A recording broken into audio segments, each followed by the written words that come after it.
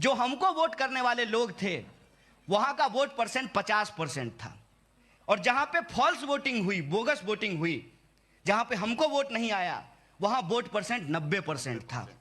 इसीलिए इस बात को दिमाग में रखिए।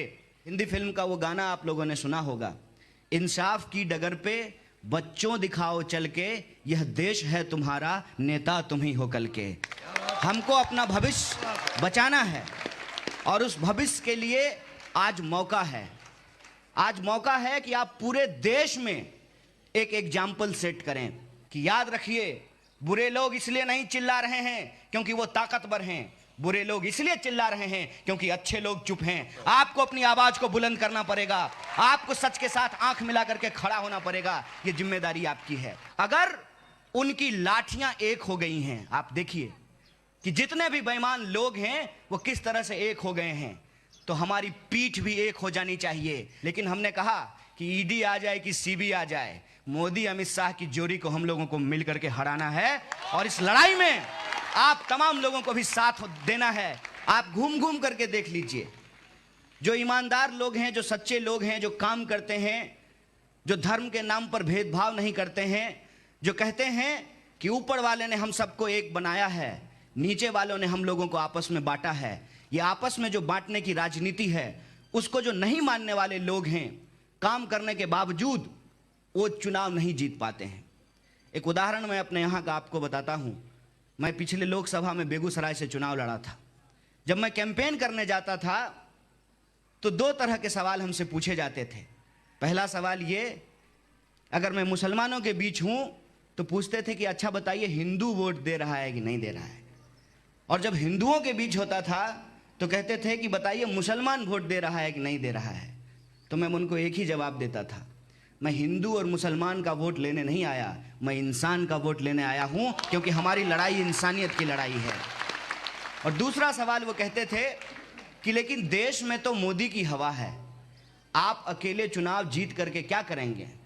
तो मैं उनको एक कहानी सुनाता था। मैं कहता था कि एक बार जंगल में आग लगी और बड़े बड़े जानवर बैठ करके तमाशा देख रहे थे। एक कोयल अपनी छोटी सी चोंच में पानी भरकर आग बुझाने की कोशिश कर रही थी। बड़े जानवर उस पर हंस रहे थे और कह रहे थे कि तुम्हारी छोटी चोंच से और 4 बूंद पानी से ये आग नहीं बुझेगी। कोयल अपने आत्मविश्वास से लबरेज होकर जवाब देती थी कि ये आग तो जरूर बुझेगी, जो आग लगी है उसको बुझना पड़ेगा, जो नशा देश में फैला है उसको उतरना पड़ेगा, लेकिन जब आग बुझेगी तब तुम्हारा नाम तमाशा देखने वालों में, आग लगाने वालों में लिखा जाएगा, और हमारा नाम आग बुझाने वालों में लिखा जाएगा। ये आग आप लोगों को बुझानी है। मैं आपको एक कहानी सुनाता हूँ। वियतनाम वार के बारे में आप लोग पढ़े होंगे, नहीं पढ़े होंगे तो गूगल कर लीजिएगा।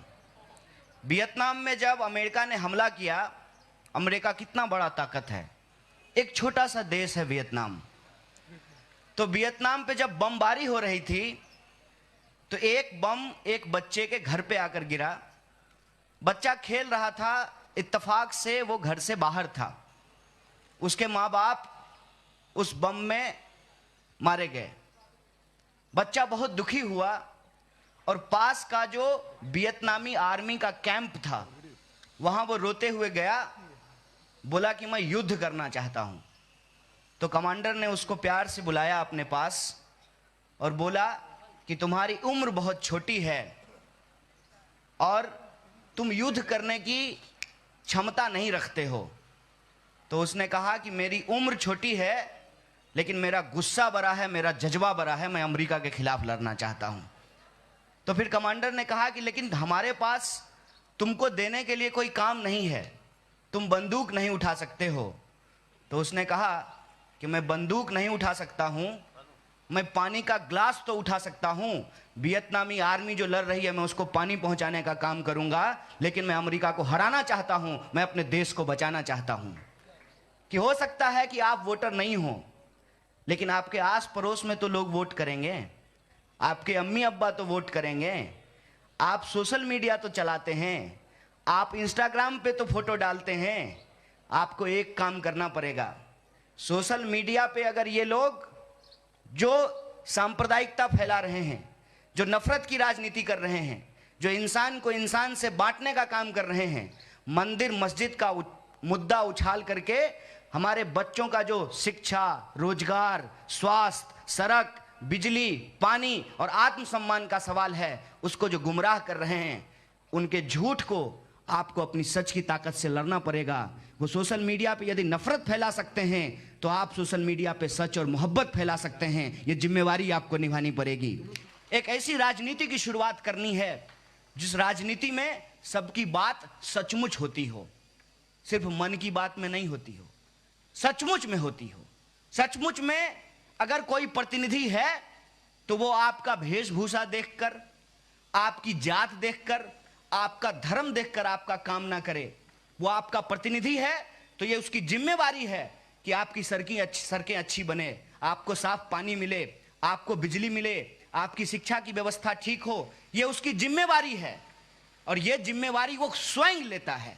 आप बताइए सोच करके, आप में से किसी ने भी किसी भी पार्टी का कैंडिडेट तय किया है? हर पार्टी अपना कैंडिडेट खुद तय करती है।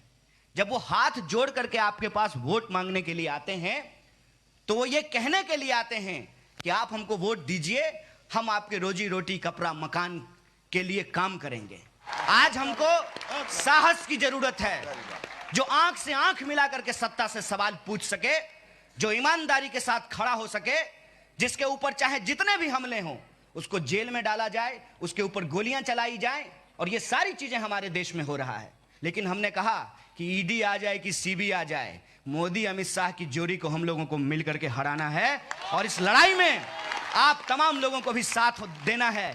इसी अपील के साथ मैं आपके बीच आया हूं कि अगर वोटर हैं तो वोट कीजिए। जो हमको वोट करने वाले लोग थे वहां का वोट परसेंट 50% था और जहां पे फॉल्स वोटिंग हुई, बोगस वोटिंग हुई, जहां पे हमको वोट नहीं आया, वहां वोट परसेंट 90% था। इसीलिए इस बात को दिमाग में रखिए, एक एक इंसान के घरों में जाइए और अपने माँ बाप से, अपने अम्मी अब्बा से बात करके कि हमको इस मुल्क को बचाने के लिए लोगों को घरों से निकालना है, उनको पोलिंग स्टेशन तक पहुंचाना है। खुद वोटर हैं तो वोट करेंगे, वोटर नहीं हैं तो लोगों को कन्विंस करके वोट कराएंगे, क्योंकि ये लड़ाई न्याय की लड़ाई है। इस न्याय की लड़ाई में ये मौका हमको जमहूरियत ने दिया है कि अपने वोट के माध्यम से हथियार उठाने की और बम उठाने की जरूरत नहीं है। यह देश आज भी अहिंसा और सत्य में भरोसा करने वाला देश है। यह देश आज भी गांधी के मूल्यों पे चलने वाला देश है, मौलाना अबुल कलाम आजाद के मूल्यों पे चलने वाला देश है। हमको उस ताकत को समझना पड़ेगा, हमको बस एकजुट होना पड़ेगा। अगर उनकी लाठियां एक हो गई हैं, आप देखिए कि जितने भी बेईमान लोग हैं वो किस तरह से एक हो गए हैं, तो हमारी पीठ भी एक हो जानी चाहिए। मुट्ठी तान करके एकजुट होइए और इस कम्युनल फासिस्ट ताकतों को हराइए और इस देश की जमहूरियत और संविधान के मूल्यों को बचाइए। इसी अपील के साथ मैं अपनी बात को खत्म करूंगा। शुक्रिया। इनकलाब जिंदाबाद, हमारी एकता जिंदाबाद।